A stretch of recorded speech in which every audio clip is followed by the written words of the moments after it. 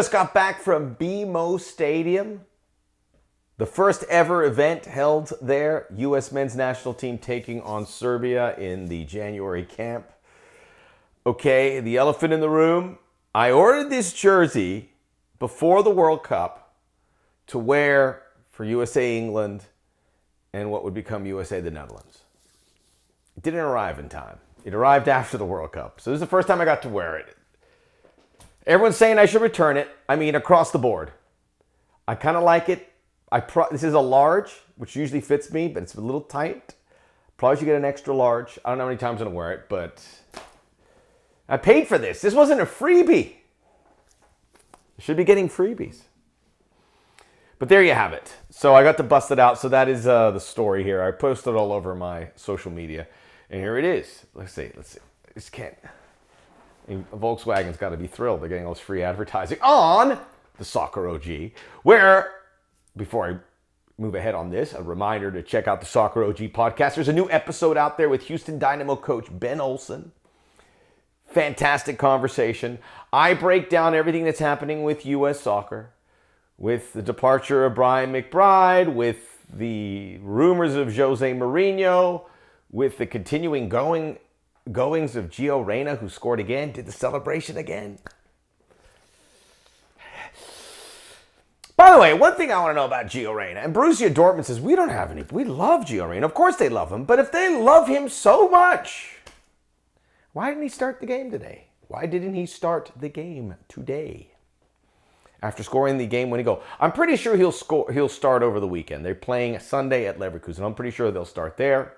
By the way, like and subscribe. Check out all the Soccer OG podcasts. We have a huge library, evergreen, and waiting for you. And yeah, Borussia Dortmund, let's start Gio Reyna. It's an unbelievable. We'll talk a little bit more about Gio because he is just as compelling a figure as we have, I think. I mean, this is fascinating stuff. And we sit there and wait for every movement to see what he is going to do. So he has a very compelling story. I'm going to talk about something a little less compelling today, and that is the United States men's January camp. But I don't want to poo-poo it too much because I got to say, I went down to the stadium. It was brisk. There wasn't a lot of people there. You know who was there? Vlade Divac. I didn't recognize him because he wasn't pounding cigarettes. I mean, I remember back in the day when he was the Lakers, man, you'd see him out and about. Obviously, he looks great. Maybe he still smokes cigarettes all the time and it just doesn't affect him. I don't know. But he was the best looking dude in the place. So I was glad I saw there. There was little pockets of Serbian fans. But a stadium of 22,000, it looked like 3,000 or 4,000. A lot more got in there by the end of the kick. I think they got double digits, which is fine to be expected. I am hearing reports they're expecting a full house over the weekend when they play Columbia at Dignity Health Sports Park. I can only expect that Colombian fans are coming out in huge numbers, which is super exciting. And that'll be some progress after what we saw here from... And look, again, I don't want to poo-poo this team because I kind of like what I saw overall. The USA losing to Serbia 2-1. They faced a Serbian team that I tweeted, all these Serbian kids might get a contract in MLS. But then I looked at the roster. There's a 36-year-old dude on the Serbian team, unless I misrepresented him. There's a couple 30-year-old guys. These aren't like the young shining teenagers of the Serbian league. These are guys who have been campaigning for a bit, are with the league. But they look fantastic. I was impressed with a bunch of them, so maybe they can get an MLS contract out of this. Who did I like? Luka Ilic scored the goal. Ilic is young. He's 23. Left beautiful free kick. Veljko Simic wore the 10 shirt. I think he scored 2 as well. He's 27. Petkovic, the number 14 who I liked, is 36. Then you had the 3 MLS players, Ranko Veselinovic. You had the LA Galaxy's very own Dejan Jovalic and Georgi Petrovic in goal from the Revolution. So it was a nice Serbian team. They came out. You knew they were going to fight hard. For the United States, the starting 11 is going to change a fair bit, but this was the starting 11 that Anthony Hudson put out. It was Gaga Slonina in goal. I don't know if I have time to talk about the knock he took, but it was pretty. He was down for a bit, but he got up. It was good to see him go. The back four, it was a 4-3-3. We'll talk about Anthony Hudson here and what he brought to the table. Jonathan Gomez at left back had some really nice moments. Walker Zimmerman, Jalen Neal, central defensive pairing. Julian Gressel at right back. The three-man midfield, although, Morris played an advanced role. Aiden Morris with Paxton Pomykal and Alan Sonyoda.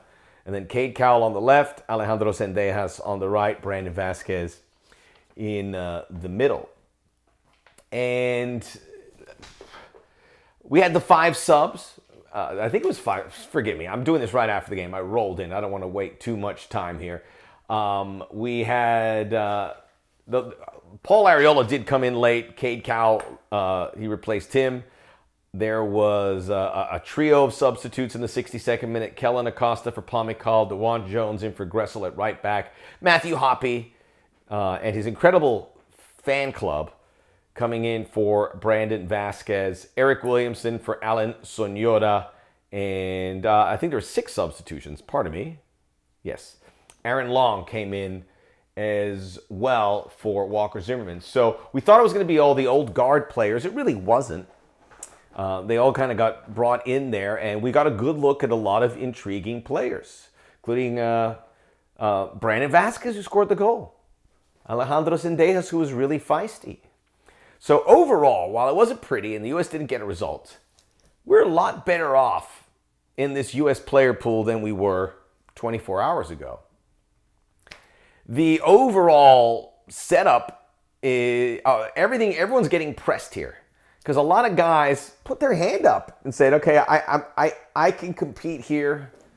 I feel we have more numbers. I mean, because we had these January camps matter for this. I'll get into all of them, but I mean, I'm being dead serious. I think everyone who played, maybe there's 2 or 3 guys that didn't play well, but everyone that played, I mean, even the older guys, which we know, with Zimmerman, Long, and Kellen Acosta, what we're going to get, I don't think we were evaluating them too much, and there's like 2 or 3 guys that you probably say, okay, maybe not them, but the rest was very promising.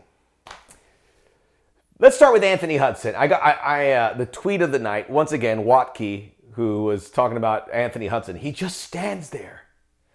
So obviously Watke missing Greg Berhalter. I don't know if anyone else was missing Greg Berhalter. I mean, Greg Berhalter, every time Gio Reyna scores, it almost forces Greg Berhalter to trend on Twitter. Everyone's posting Gio Reyna, but by this connection, all of a sudden, Greg Berhalter's, because everyone mentions in their tweet, Greg Berhalter. Gio Reyna scores. Hey, Greg Berhalter, you should have started him. So someone had a nice tweet that said, hey, Greg Berhalter got it right. Gio Reyna's a super sub. Start the man, Dortmund. If they don't start him, am I wrong? It's a little weird.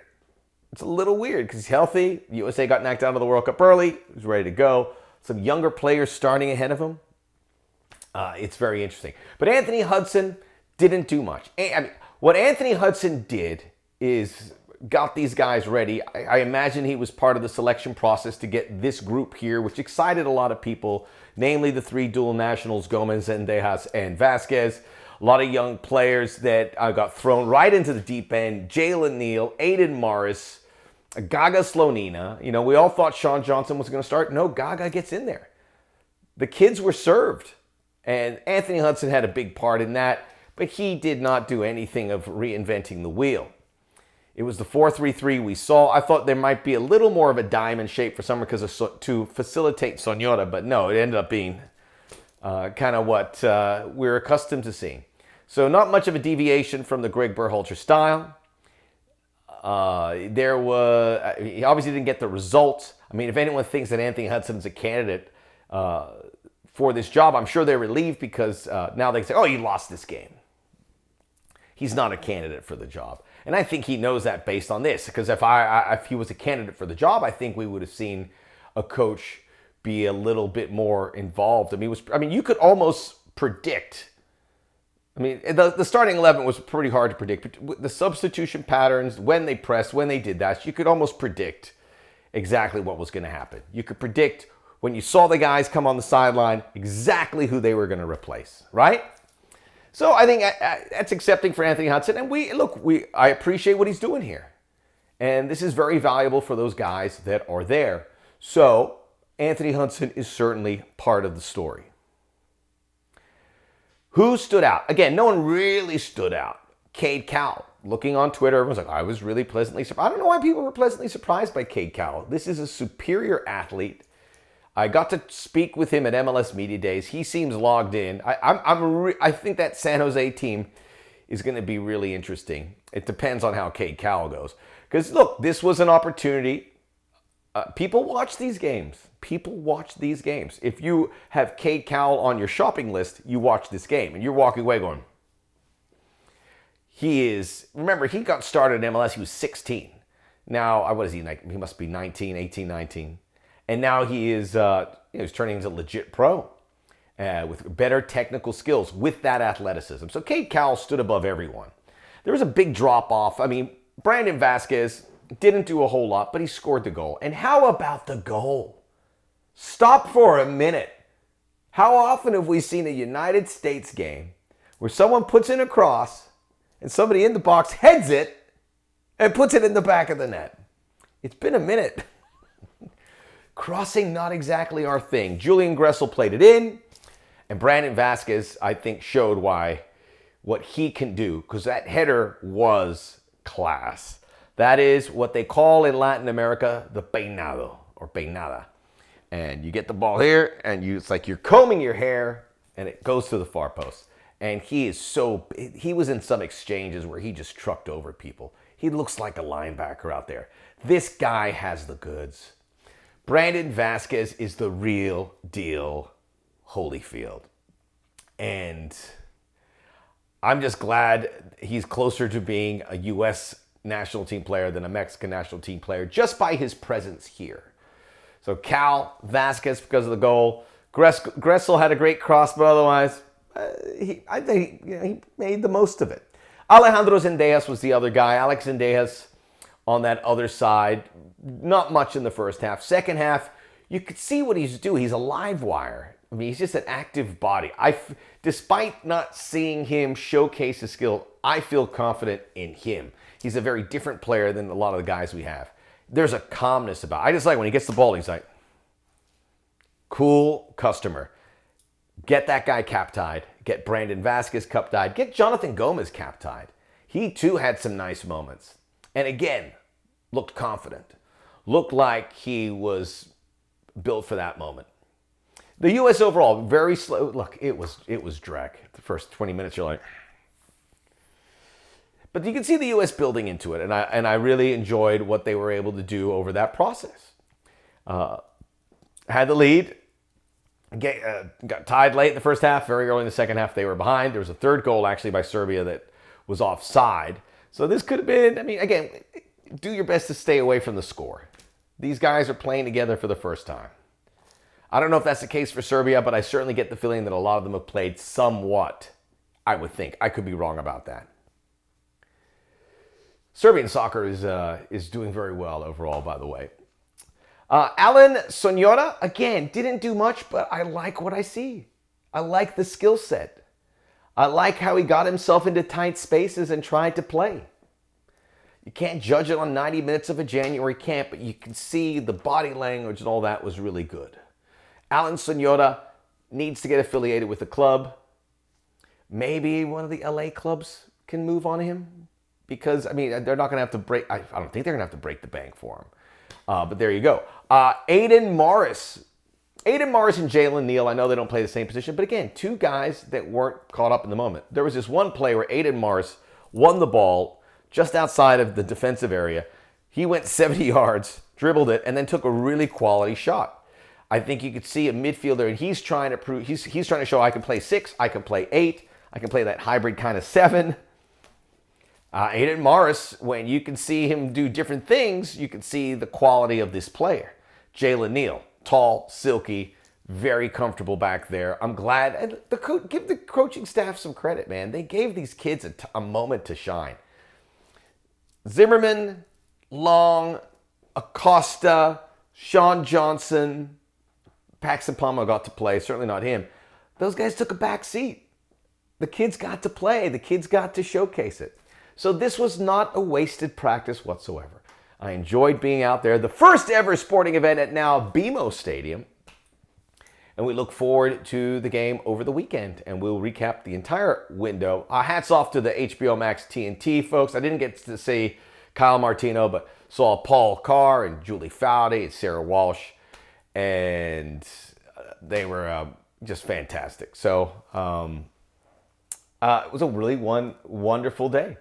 And of course, DeMarcus Beasley. How can I forget DeMarcus? DeMarcus Beasley looks exactly the same today that he did in 2002.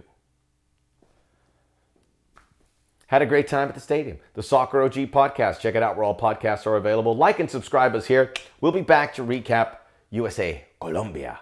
I think I'm going to keep it.